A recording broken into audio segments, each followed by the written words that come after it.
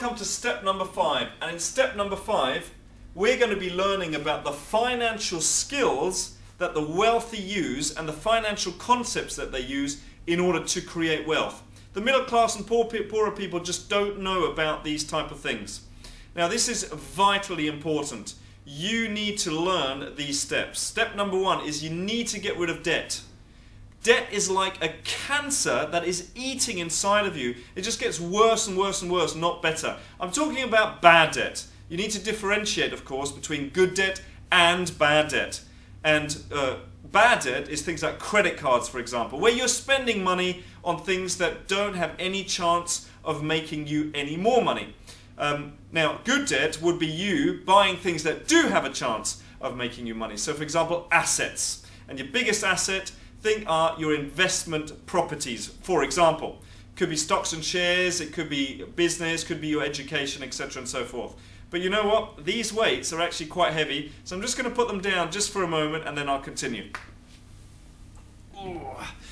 Okay then, so let's talk about this. Step number 1 was we need to get rid of our debt, bad debt.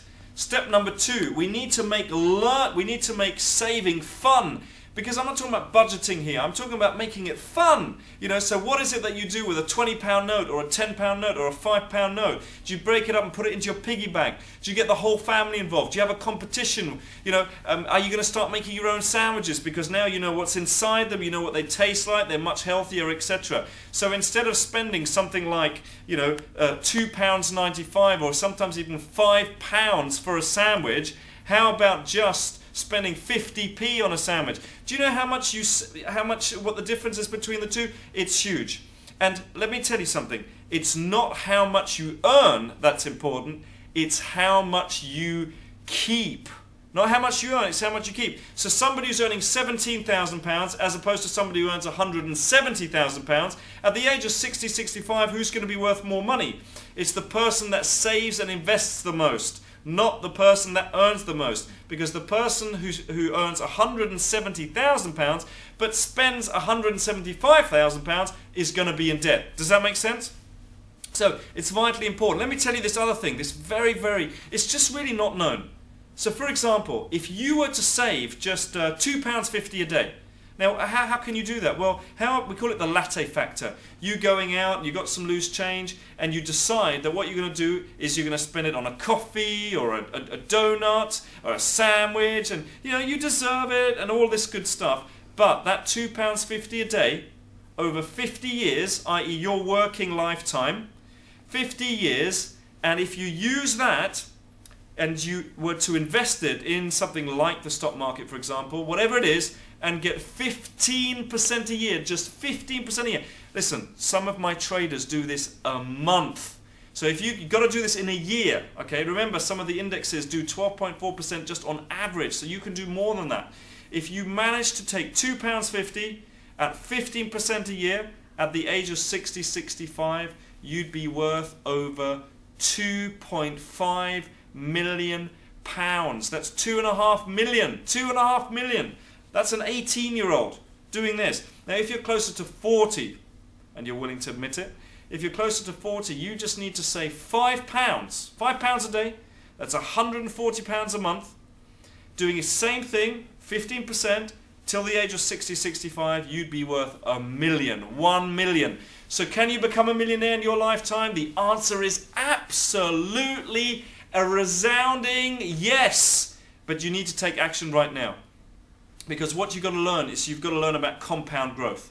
You've got to learn that what most people do is they make a profit on something, and when they make a profit, they think it's their right. They must spend it. Call it spending, call it throw it away, it's gone.